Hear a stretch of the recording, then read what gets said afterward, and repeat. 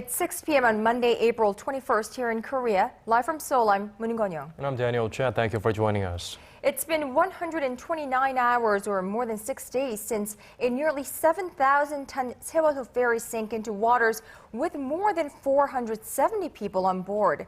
64 have been confirmed dead so far. Nearly 240 remain unaccounted for. Search and rescue operations are in full gear, now in their 6th day, with hundreds of personnel involved in this massive search. But with little results, as no survivors have been found since.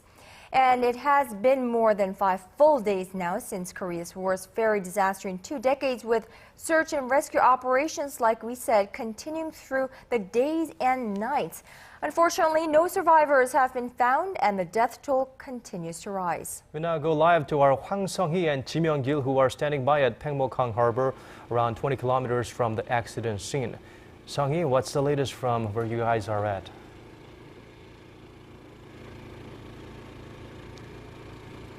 Daniel, a group of family members of those still missing from the sunken Seoul ferry just left to visit the site just moments ago. The rescue team, meanwhile, has been attempting to enter the 3rd floor of the vessel since about noon today, but still no word on whether that was a success. The rescue team has been focusing its search on the 3rd and 4th floors of the vessel. The 3rd floor is, of course, where the cafeteria is, and the 4th floor is where the cabins are. And these are the places where most of the high school students were believed to have been at the moment of the accident. Now, nearly 240 people still remain missing from the sunken ferry incident, and nearly 90% of that number are believed to be from the Danwon High School. And the divers are working around the clock, and in addition to the 5 guide ropes that have been attached to the sunken vessel, they added one more, securing another route into the ferry. More than 200 Coast Guard ships and Navy vessels, 13 fishing boats, 35 aircraft, and more than 500 divers have been deployed today. Foreign countries are also lending help. Technical experts from the U.S. and Netherlands are at the accident site to lend support to the ongoing rescue operations. 2 remotely controlled submersibles are searching inside the sunken ferry with the help of 2 U.S. experts. Now, the official death toll currently stands at 64, that is. Since 6 more bodies were retrieved, 6 female bodies were retrieved earlier today. They have been identified through DNA tests. And the weather conditions still seem favorable with clear skies, but the winds are getting stronger and the tidal waves getting higher. This was Kim Young-gil and Hwang Sung-hee reporting from Paengmok-hang Harbor. Now let's try getting a better sense of the situation down in Jindo, the progress made by the search and rescue team off Korea's southwestern coast, and what could be done to speed up operations there. And to help us do that, Bruce Reid joins us live via Skype from the United Kingdom. He is a Chief Executive Officer at the International Maritime Rescue Federation. Bruce, thank you for joining us. Let's start with the search and rescue operations here in Korea that is now in its 6th day. Now, many of the families of the missing have been angry about the slow progress of the search and rescue operation. Now, what is your assessment of the quality and scale of the operation in terms of progress? I think there's 2 things we need to have a look at here. Firstly, for the families, whatever progress won't be fast enough. If they have loved ones, they're still trying to find out whether they're alive or not. They will want the operation to be a lot faster. They always do. And that's understandable. I think from a search and rescue point of view, we've seen a very good coordinated response from the South Korean authorities. There's been if you can understand in a mass rescue operation, there are so many layers. It's not the type of event that happens regularly, so it really does test the resources. You end up with multiple organisations having to work together. A lot of times they would not have worked together in the past, so that puts a lot of pressure on the rescue coordinators. It seems to have been a well-run operation. It seems that they've been able to operate with a fair bit of pace considering the conditions and the challenges that they're facing in there. But like with any of these types of events, there will be a very good summary afterwards, and I'm sure there are lessons to be learned. Certainly doesn't help the families at the moment. So you're saying even without a centralized operating system or operating control tower, we are doing pretty good considering the fact. Well, it's been 128 hours or more than 5 days since the accident. According to the standards or system or protocols followed by your organization, what's next in terms of a stage of operations here? Yes, I think you're saying, just to recap on your summary before, you actually have a very good centralised coordination there, and the Coast Guard have been doing a great job with that. From here, it is very much about recovering the bodies. It will also be quite a lot of work being done on shore, just identifying who is missing and who has been rescued. The big salvage operation, of course, is underway, but that's going to take quite a bit of time. What they had to be very careful of is for the divers that are going into the wreck, that they balance the risks there against the probability, I think, of finding the bodies. But it is sad times. At an international level, we've been working on this as a key project for the IMRF. There's a mass rescue conference coming up in June, which will look very closely. We're already going to look closely at the aspects and the challenges faced with this. And I think this will just highlight even more the reason for us to do even more work in this space. Right. Bruce, now, from here on, what needs to be done by aid organizations across the globe, along with authorities here, to better prepare themselves for disasters such as this? The key here is actually doing the preparation in advance. We promote strongly at a state, for the states and for the rescue organisations, to put plans in place for these types of events and then test the plans. Again, because of the nature of a mass rescue operation, you end up with organisations that wouldn't normally work together having to be working together. So it's nice for them to prepare in advance so they can understand what their capabilities are. South Korea Coast Guard attended a mass rescue workshop that we held in Hong Kong last year. A delegation came to that. So I know they've been very focused on putting their plans in place, and I'm hoping that much of that work that they've done in advance has actually helped in this event. Well, a lot of confidence you're expressing on the South Korean Coast Guard. That was Bruce Ray, Chief Executive Officer at UK-based International Maritime Rescue Federation. Thank you so much for your time and sharing your insights with us today. Thank you. Now, President Park Geun-hye has spoken out in no uncertain terms about the captain and crew of the sunken sailor ferry, saying their actions on the day the ship capsized were akin to murder. Well, she also had something to say about the public officials who have been criticized for the rescue operation so far. Our Yurian has more. 먼저 무엇보다 선장과 일부 승무원들의 행위는 상식적으로 도저히 납득할 수 없고 용납될 수 없는 살인과도 같은 행태였습니다. Likening the act to murder, President Park Geun-hye criticized the actions taken by the captain and his crew at the time of the accident during a meeting with senior secretaries on Monday. A communications log had revealed that the captain and crew members of the Seoul ferry had called on passengers to stay where they were during the time of the accident. President Park vowed to make sure justice is handed down. 저는 반드시 단계별로 철저하게 규명해서 무책임과 부조리, 잘못된 부분에 대해서는 강력히 책임을 물을 것입니다. The captain and two other crew members are now charged with negligence of duty and violation of maritime law. President Park also had pointed words for public officials, some of whom have been facing criticism for inadequate efforts in rescue operations. 국민들이 공무원을 불신하고 책임 행정을 하지 못하고 있다는 비난을 받는다면 그 책무를 소홀히 하고 있는 것이고 그 자리에 있을 존재의 이유가 없는 것입니다. During the days following the accident, families of the victims grew furious at the government-related personnel and also the Coast Guard for making conflicting announcements on the number of victims and survivors.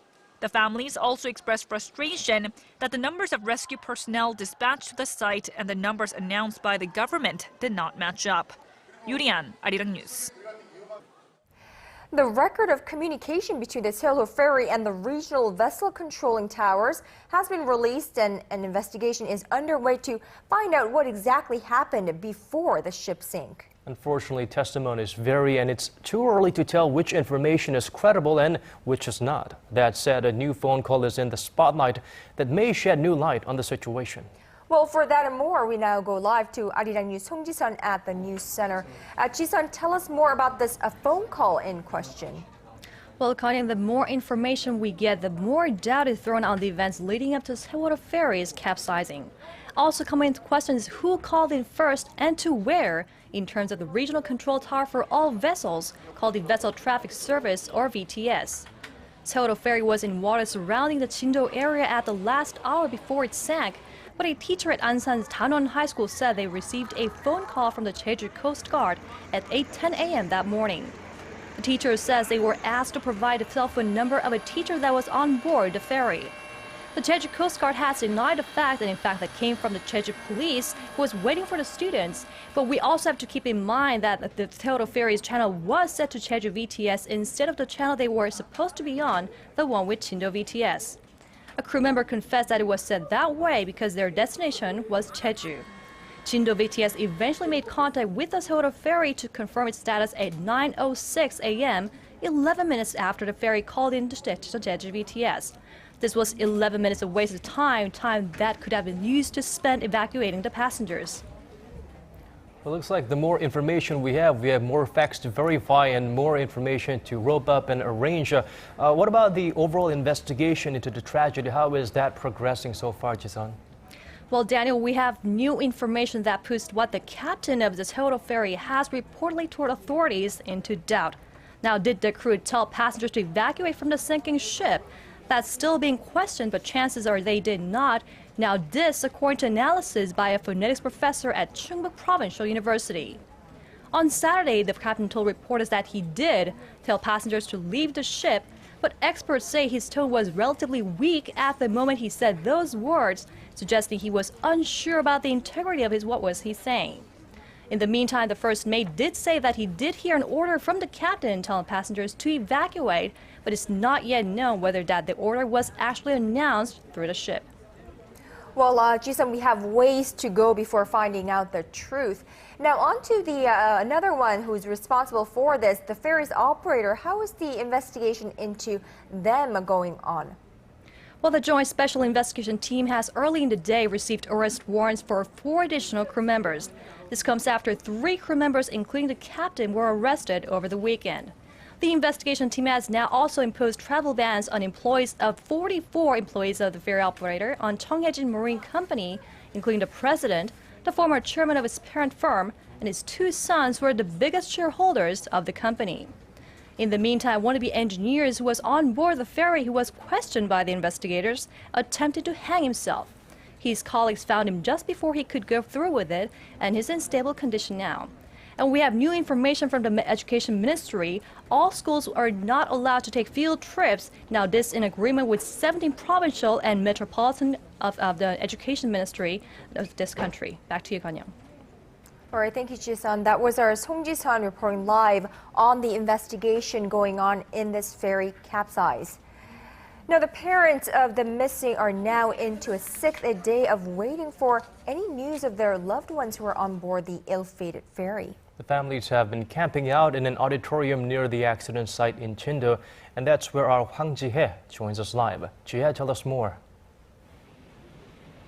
A few hours ago, a briefing took place here at the auditorium explaining to families about the latest progress that Coast Guard and the police are making in rescue operations. The representative of the families told others that he asked authorities to wrap up search and rescue operations by this Thursday.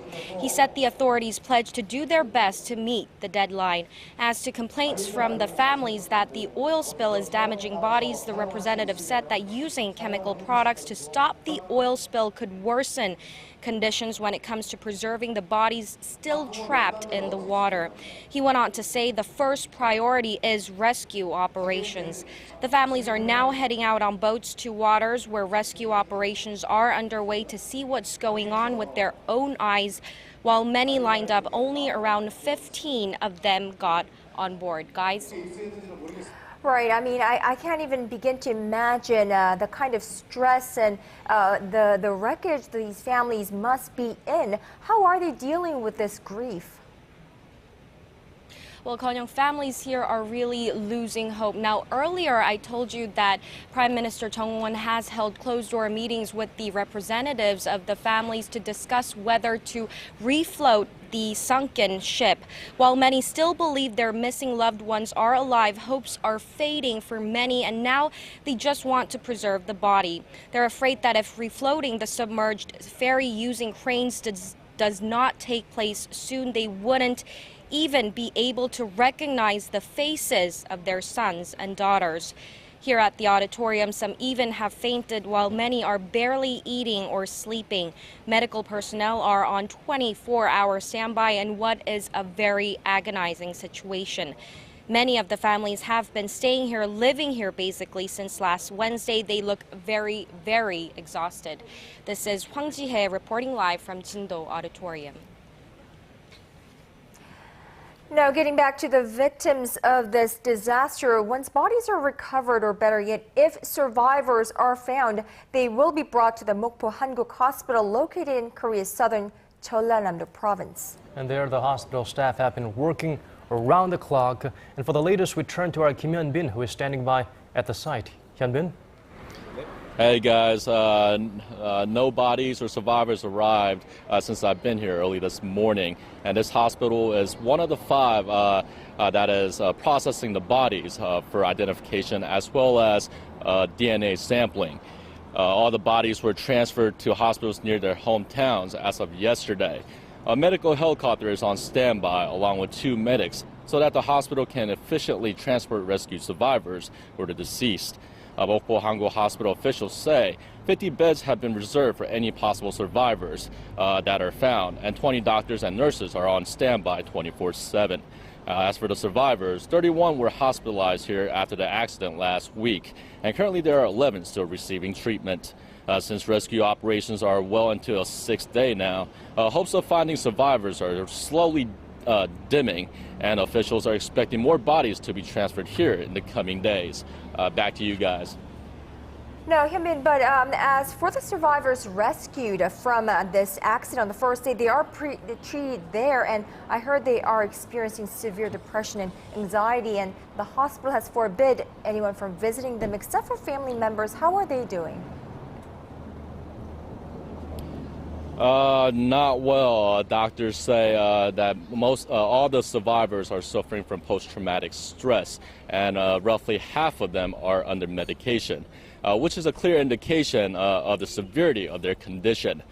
Family members are also suffering from shock. One of the fathers of the missing students suffered a stroke, and some of the survivors are suffering from depression and even amnesia.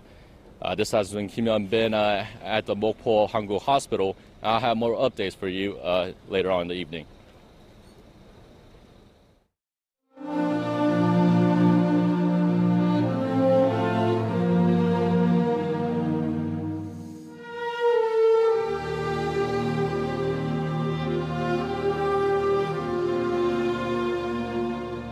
어서 돌아와 보고 싶어.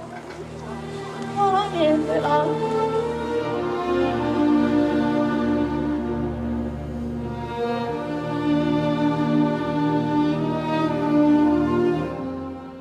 And we are getting reports now that the search and rescue team has retrieved another body from the accident site, another female body, and it has put the death toll at 65 now, with 237 missing.